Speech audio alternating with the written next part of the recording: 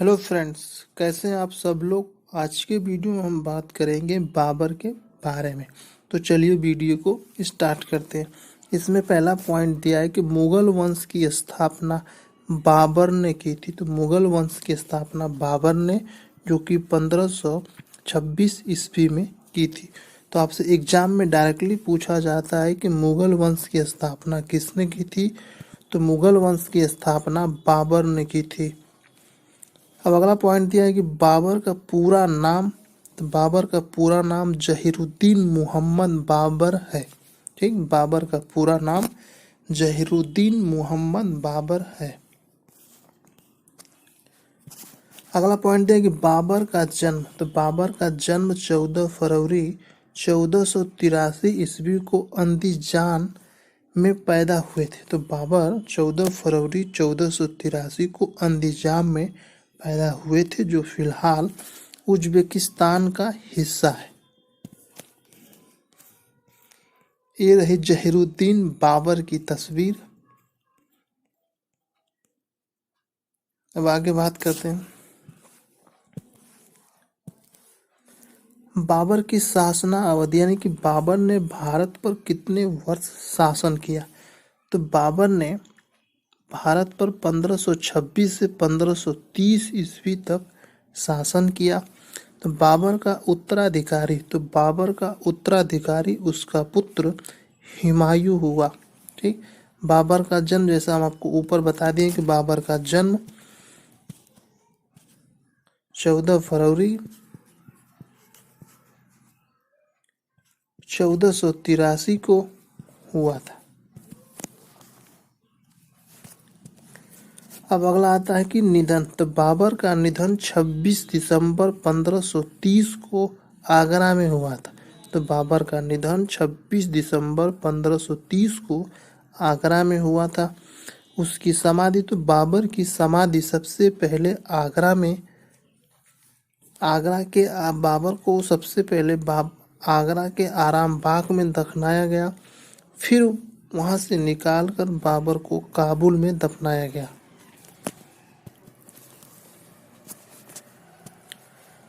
बाबर के पिता का नाम उमर शेख मिर्जा था। तो बाबर के पिता का नाम उमर शेख मिर्जा था। बाबर की माता का नाम कुतलुग निगार खानम था। तो बाबर की माता का नाम कुतलुग निगार खानम था।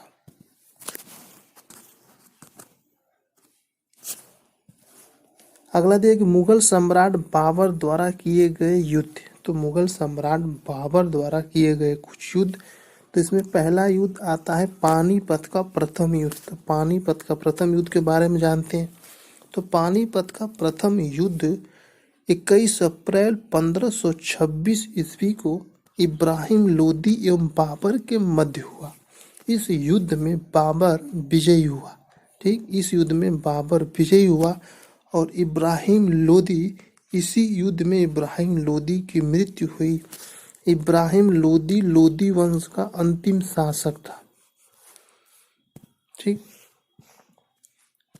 बाबर द्वारा लड़ा गया दूसरा युद्ध है खानवा का युद्ध।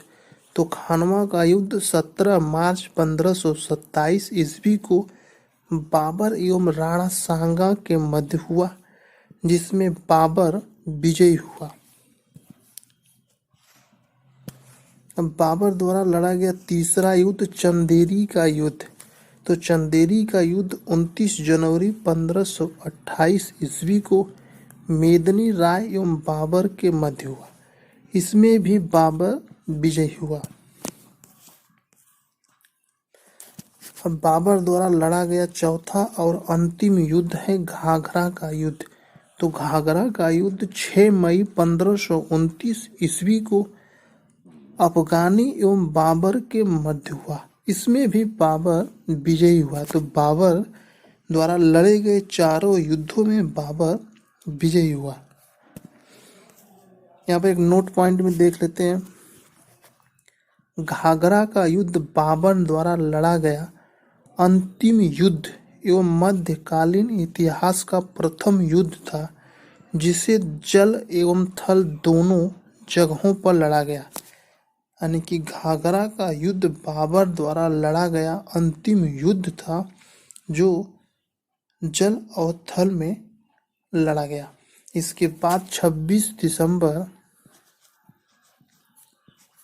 1530 को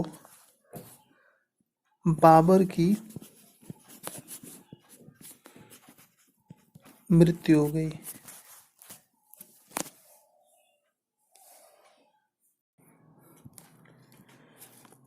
चलिए बाबर से संबंधित कुछ इम्पोर्टेंट क्वेश्चन देख लेते हैं। तो पहला प्रश्न दिया है कि बाबर का जन्म 24 बाबर का जन्म सॉरी यहाँ पे 14 रहेगा।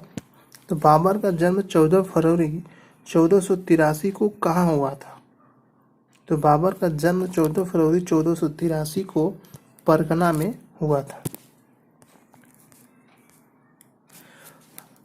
अगला प्रश्न दिया है कि बाबर के पिता का नाम क्या था? तो बाबर के पिता का नाम उमर शेख मिर्जा था। Option D.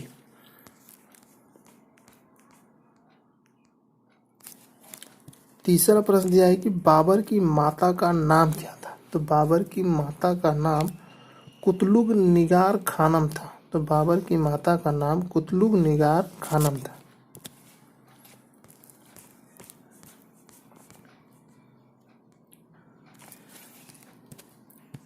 अगला प्रश्न दिया है चौथा कि बाबर की 3 पत्नियां थी। तो बाबर की 3 पत्नियां थी, निम्नलिखित में से कौन उसकी पत्नी नहीं थी? तो आपको ये बताना है कि बाबर की 3 पत्नियों में से कौन सी उसकी पत्नी नहीं थी। तो बाबर की पत्नी गुलबदन बेगम नहीं थी। तो बाबर जो गुलबदन है बाबर की पुत्री थी। बकिया ये सब तीनों उसकी पत्नियां हैं।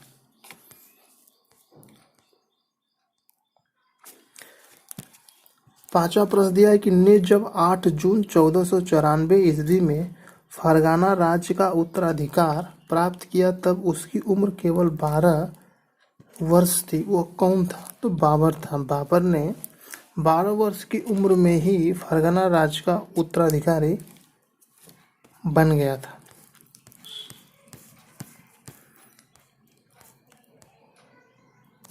अगला प्रश्न दिया है छठा कि बाबर ने 1507 ईस्वी में बादशाह की पदवी कहाँ धारण की थी? तो बाबर ने 1507 ईस्वी में बादशाह पद की पदवी काबुल में धारण की थी।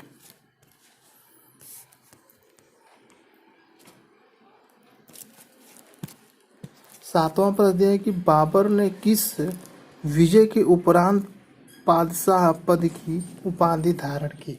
तो बाबर ने काबुल की विजय के बाद बादशाह पद की उपाधि धारण की थी।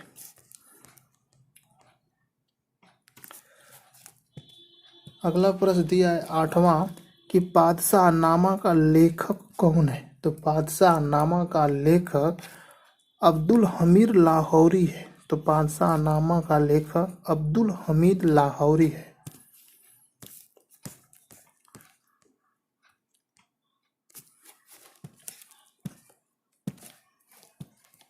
अगला प्रश्न दिया है कि बाबर ने काबुल में चांदी का सिक्का किस नाम से चलाया था? तो बाबर ने काबुल में चांदी का सिक्का शाहरुख नाम से चलाया था।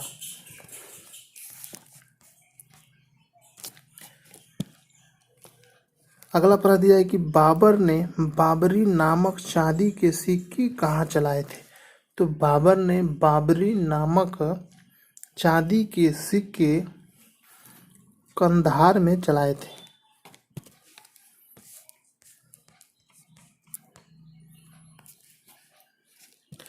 11वां प्रश्न दिया है कि बाबर ने पहली बार पश्चिम से कहाँ होकर भारत में प्रवेश किया?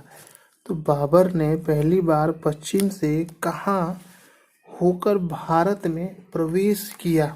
तो वह पंजाब में होते हुए भारत में प्रवेश किया।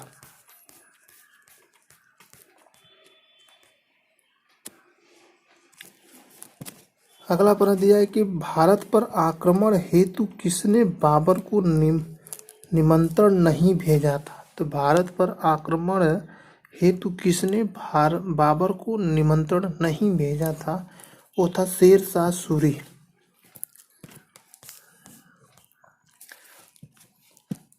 अगला प्रश्न दिया है कि बाबर ने भारत पर किस वर्ष आक्रमण किया? तो बाबर ने भारत पर 1526 ईस्वी में आक्रमण किया, तभी उसने मुगल वंश की नींव रखी।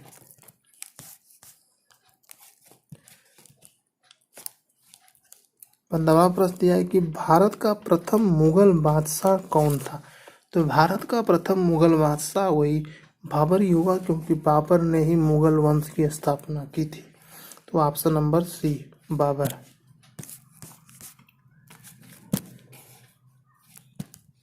15वां प्रश्न है कि भारत के मुगल शासक बनने पर जहीरुद्दीन मुहम्मद ने नाम रखा बाबर। तो भारत के मुगल शासक बनने पर जहीरुद्दीन मुहम्मद ने अपना नाम बाबर रखा।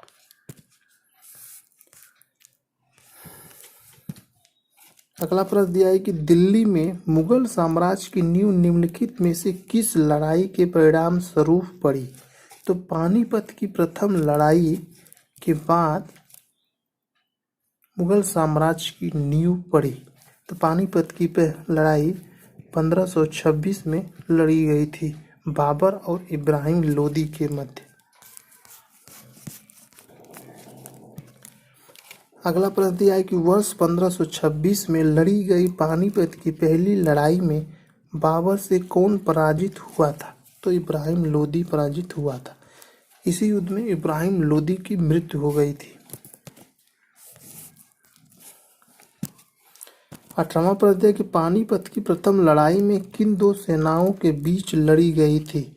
तो पानीपत की प्रथम लड़ाई अकबर एवं लोदी साम्राज्य के बीच लड़ी गई थी।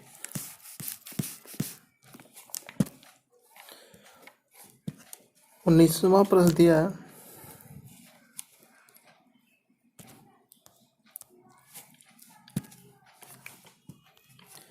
पानीपत के युद्ध में बाबर की जीत का मुख्य कारण क्या था? तो पानीपत के युद्ध में बाबर की जीत का मुख्य कारण उसकी सैन्य कुशलता। बाबर की सैन्य कुशलता बहुत अधिक थी। 20वां प्रश्न है कि बाबर ने प्रसिद्ध तुलगमा नीति का प्रयोग सर्वप्रथम किस युद्ध में किया था? तो बाबर ने प्रसिद्ध तुलगमा नीति का प्रयोग पानीपत के प्रथम युद्ध में किया था, जो 21 अप्रैल 1526 को लड़ी गई थी बाबर और इब्राहिम लोदी के मध्य।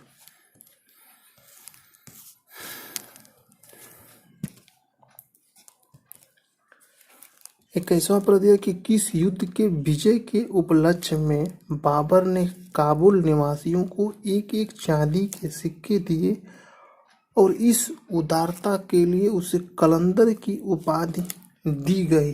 तो पानीपत के प्रथम युद्ध के बाद ही पानीपत के प्रथम युद्ध के विजय के उपलक्ष्य में बाबर ने काबुल निवासियों को एक एक चांदी के सिक्के दिए। इसे बाबर को कलंदर के नाम से भी जाना जाता है।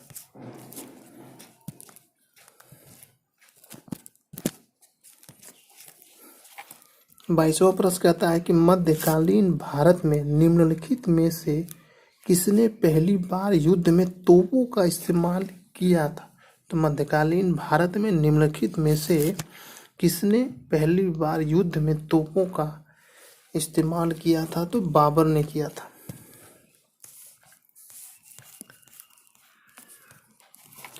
23वां प्रश्न कह रहा है कि बाबर ने दो प्रसिद्ध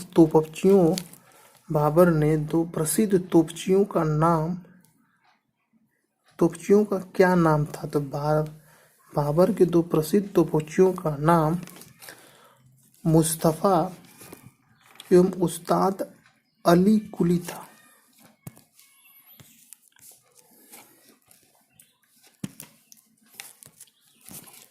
24वां प्रश्न दिया है कि मध्यकालीन इतिहास में वह पहला कौन सा युद्ध था जो जल एवं थल दोनों पर लड़ा गया? तो मध्यकालीन इतिहास का घाघरा का युद्ध था जो जल और थल दोनों में लड़ा गया।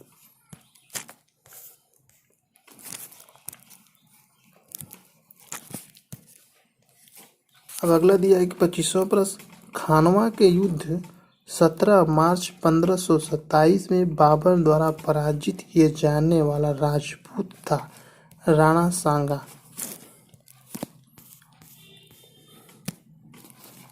26वां प्रश्न कहता है कि किस युद्ध में बाबर ने जिहाद धर्म युद्ध का नारा दिया। तो खानवा का युद्ध में बाबर ने जिहाद धर्म युद्ध का नारा दिया। 27वां प्रश्न कहता है कि किस युद्ध में विजय के उपरांत बाबर ने गाजी की उपाधि धारण की। तो खानवा के युद्ध के बाद बाबर ने गाजी की उपाधि धारण की। 28वां प्रश्न दिया है कि 29 जनवरी 1528 में डैश ने चंदेरी में राजपूतों को हराया। तो 29 जनवरी 1528 में बाबर ने चंदेरी में राजपूतों को हराया।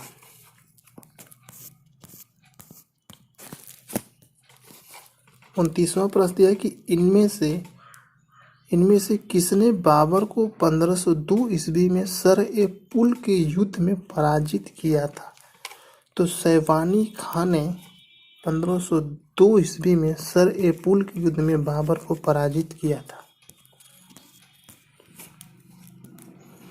30वां प्रश्न कहता है कि मध्य एशिया के किस शासक ने बाबर के विरुद्ध उज्बेकों की युद्ध नीति तुलगुमा पद्धति का प्रयोग किया था। तो सैवानी खान ने।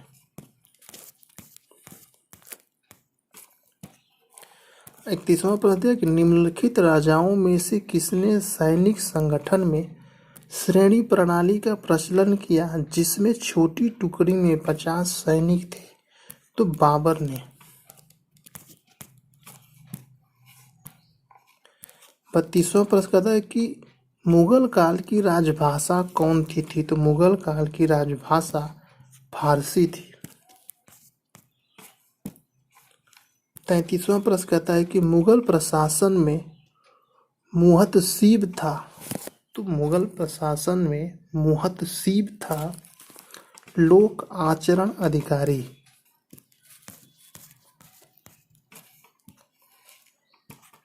34वां प्रश्न कह रहा है कि मुगल प्रशासन में मदद-ए-माश इंगित करता है। तो मदद-ए-माश विद्वानों को दी जाने वाली राजस्वमुक्त अनुदत्त भूमि।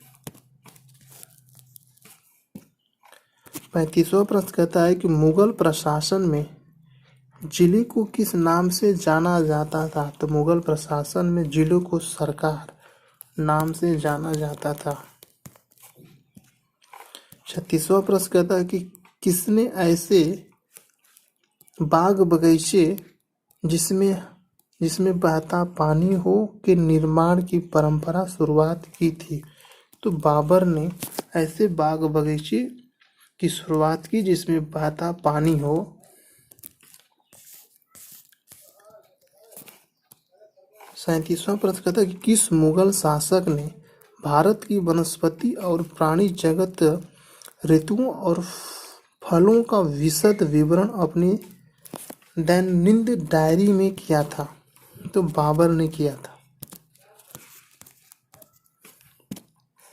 38वां प्रश्न कह रहा है कि किस मुगल शासक की उपवनों उद्यानों में अत्यंत अभिरुचि के कारण उपवनों का राजकुमार और मालियों का मुकुट कहा गया बाबर को।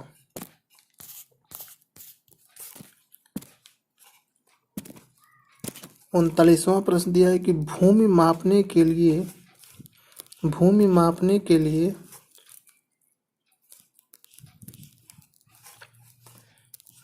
मापने के लिए गज-ए-बाबरी मापक का प्रयोग। 39वां प्रश्न दिया है कि भूमि मापने के लिए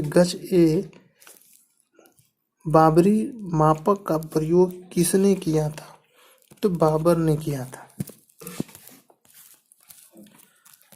46वां प्रश्न किया है कि मसनवी जो बाबर द्वारा मुस्लिम कानून के नियमों का संग्रह है। मुवाइन।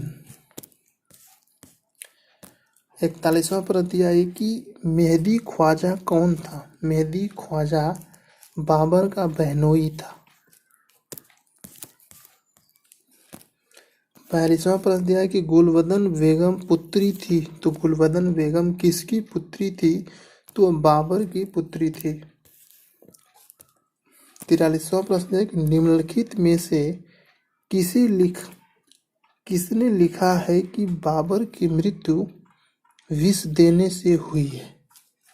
तो गुलबदन बेगम ने लिखा है कि बाबर की मृत्यु विष देने से हुई है। 44वां प्रश्न दिया है कि मुवैयान नामक पद शैली के जन्मदाता बाबर ने तुजुक के बाबरी नामक अपने संस्करण किस भाषा में लिखा है? तो तुजुक के बाबरी नामक संस्करण बाबर ने तुर्की भाषा में लिखा है। 45वां प्रश्न दिया है कि बाबर ने अपनी आत्मकथा बाबरनामा की रचना तुर्की भाषा में की, बाद में उसका अनुवाद फारसी भाषा में किसने किया? तो अब्दुल रहीम खान खाना ने बाबरनामा की फारसी भाषा में अनुवाद किया। 46वां प्रश्न दिया है कि बाबर ने अपने बाबरनामा में किस हिंदू राज्य का उल्लेख किया है? तो बाबर ने अपने बाबरनामा जो उसकी आत्मकथा है उसमें हिंदू राज्य मेवाड़ का उल्लेख किया है।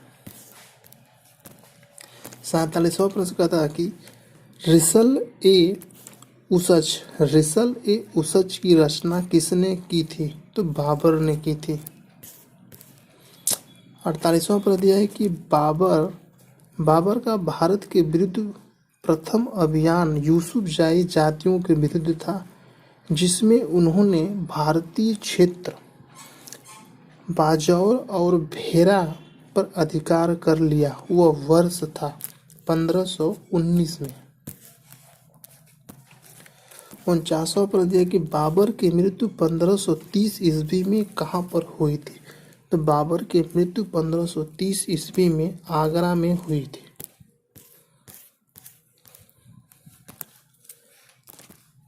50वां प्रश्न दिया है कि प्रारंभ में बाबर के शव को आगरा के आराम बाग में दफनाया गया, बाद में उसे काबुल में दफनाया गया।